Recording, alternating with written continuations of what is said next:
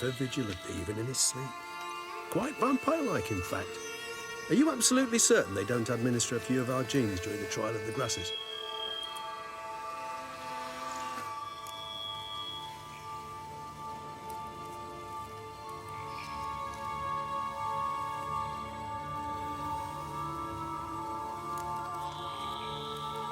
Appreciate the compliment. Got something for me? You were right. No kobolds or mamoons for miles around. Knew it. Allow me to finish. You see, there's this spotted white. It haunts an abandoned residence in the Caraberta woods. Impossible. My brethren hunted down every last spotted white before I was born. Then it seems you must revise your knowledge of spotted whites. For somehow this one managed to survive your brethren's onslaught. It seems I know this home it haunts. Recall a tale about it. Locals believe the place cursed. Perhaps that's how the whites survived, entirely unmolested. Whites rarely appear in the woods, even less likely to find them in abandoned human homes.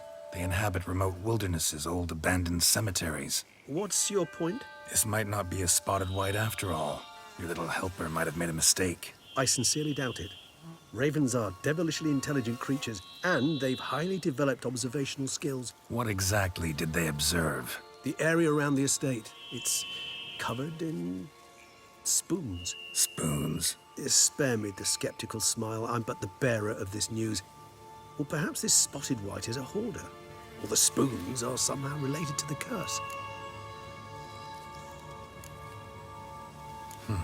Know anything else about this curse? I don't recall much in particular.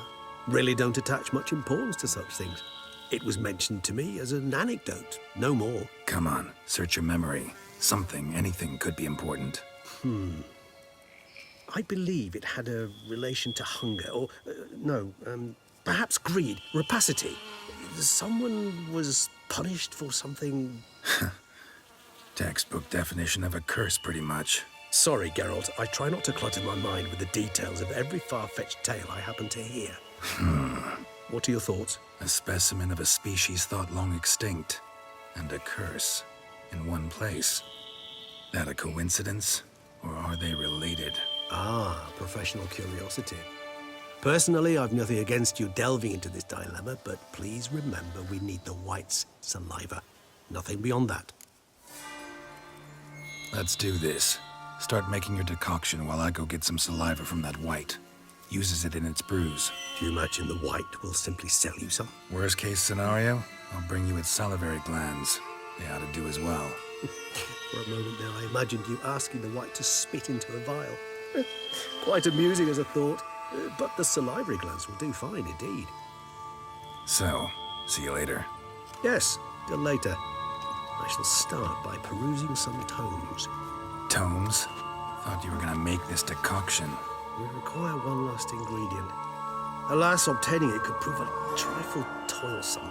Thus, I hope to identify a suitable alternative. All right. Good luck. And to you, my friend.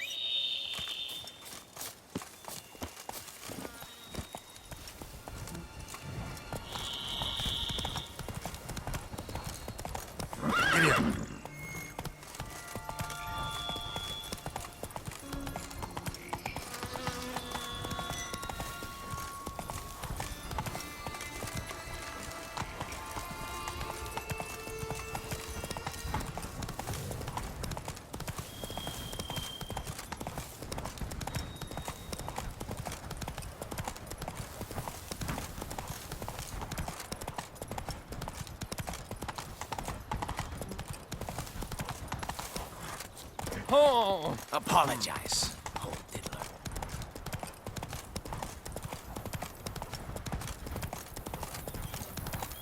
The dressings, bandages. What's that about?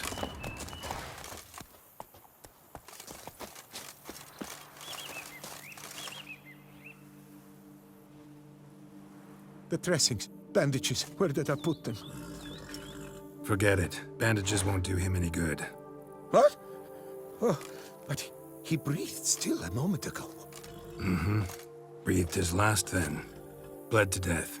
Legs broken. Femoral arteries ruptured. Wound like that, you're dead in minutes. Gods. What happened here exactly?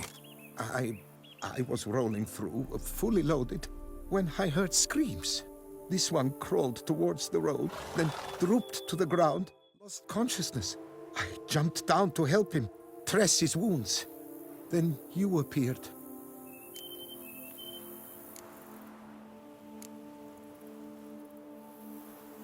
Pretty admirable stopping to help a stranger. Truthfully, when I saw him, I considered it might be an ambush.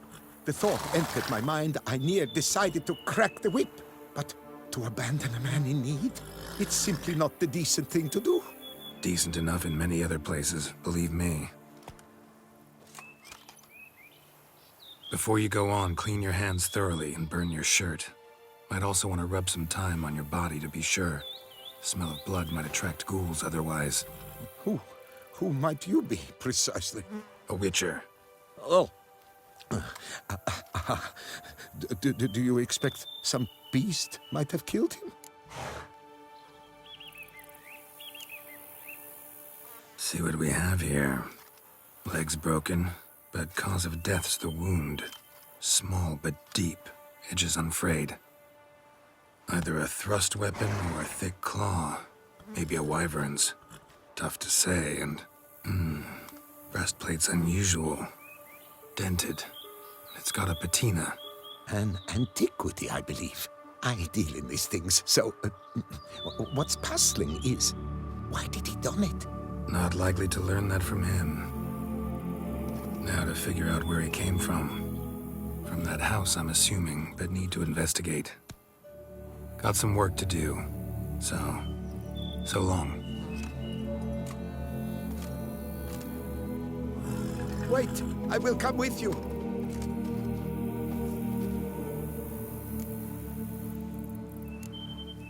Gotta be kidding. This isn't a garden romp. Whatever killed him's damn dangerous and... And it might still prowl the area, so if it's all the same, I prefer to accompany you.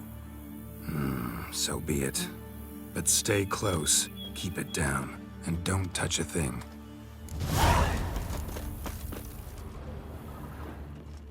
Trail leads to the house on the hill.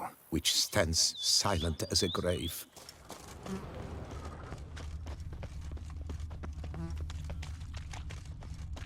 Must have been here he broke his legs.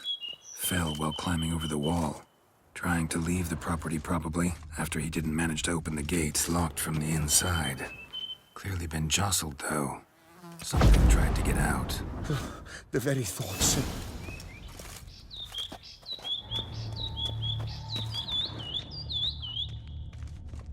Damn it. What the hell's God. this? Setting for a banquet? What the hell's this? Setting for a banquet? It seems so. What's your suspicion? Did none survive? Gods!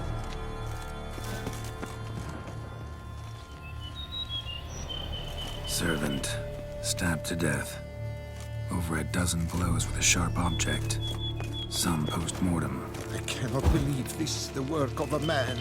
It was a monster, to be sure. Silver tableware. Elven engravings. Torso punctured with great force. Blow pierced hardened steel. Man on the high road.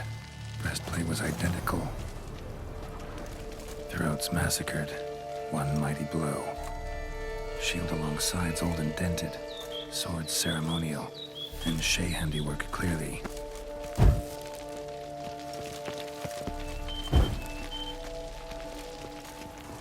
Ceremonial bowls. For little sacrifices? Of what? Please, do not say humans. Ceremonial bowls. For little sacrifices? Of what? Please, do not say humans.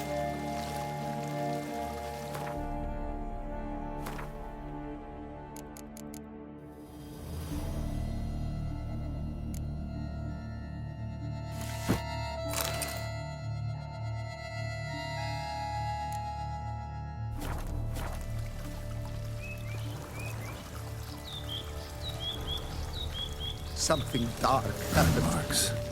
So if I catch fire, explode. Strong stench. Multiple wounds on the body. All puncture wounds, but hard to tell what caused them. Victim's human, but the attire's elven. Are you certain? How did he come by it? We've so few non-humans in Tucson. Fled, then dropped to the ground to douse the flames. Didn't manage. Burnt smells growing fainter. Might have been another luckier soul managed to flee.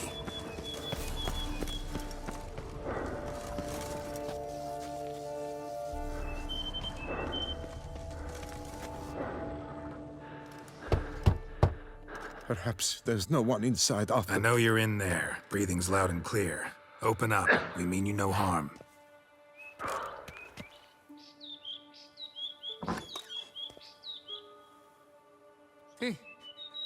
They remain there?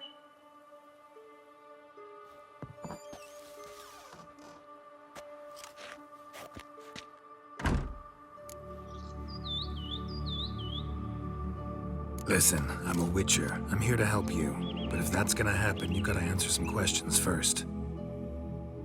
Who are you exactly?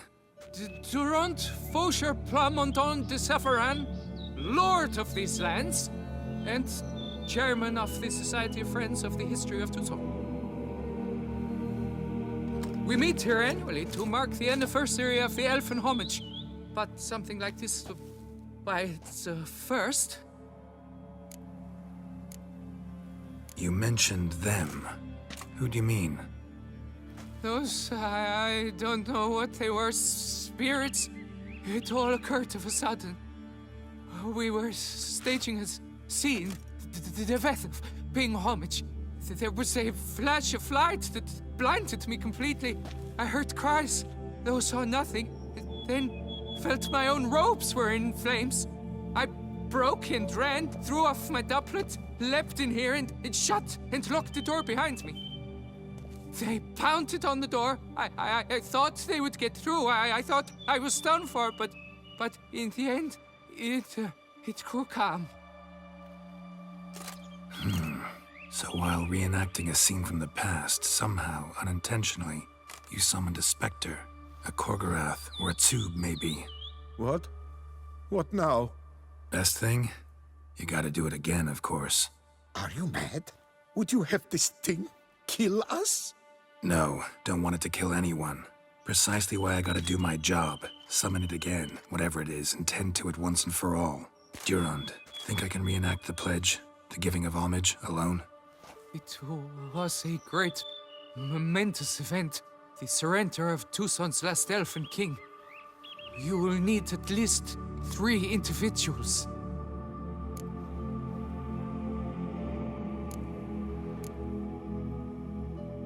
You know what I'm gonna ask for. Need your help. But I'll understand if you turn me down. No objections? Good. Let's get to work. Start by clearing the corpses. Got some time. Won't start the reenactment before nightfall. Things of this sort are a lot more likely to work after dusk. One last thing, though. My pay. Don't work for free, you know. Understood. Just keep the danger at bay, and I shall be generous. Through and through.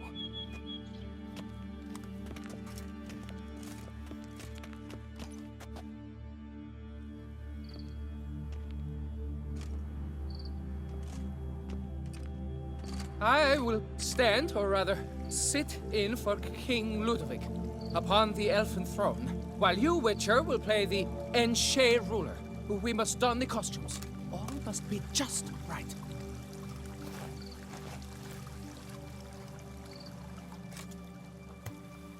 Divethef, the elven king, hosted Ludovic in his own palace upon his own throne. amidst the blinding glow of a plethora of torches.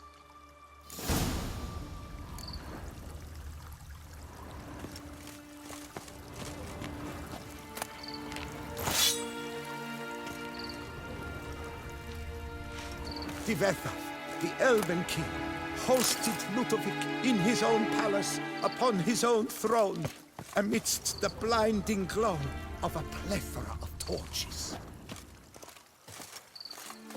Tivetha, the Elven King, hosted Ludovic in his own palace upon his own throne, amidst the blinding glow of a plethora of torches.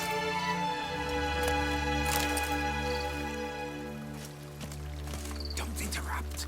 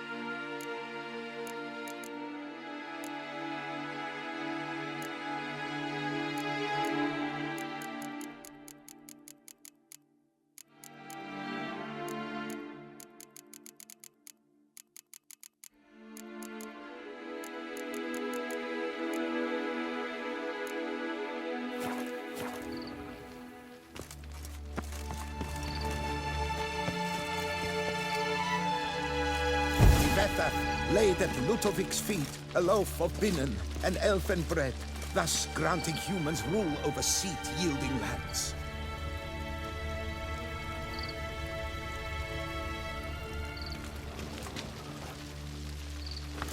Tivetha filled the ornate ceremonial bowls with elven wine, Gwinoet, the sweetest blood of the land that had been torn from him. At long last, the Elfin King grasped his sword and shield, thus symbolically passing command of his armies to humans.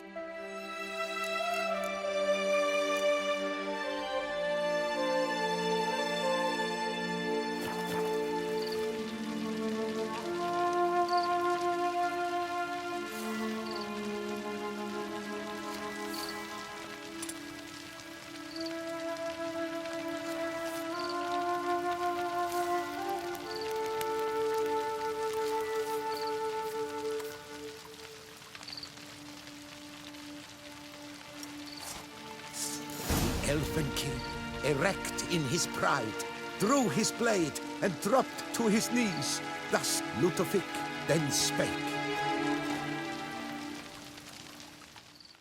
I accept your allegiance and shall return in 1 year's time to... Ah! Look! Look! The statues! Impossible! God's mother!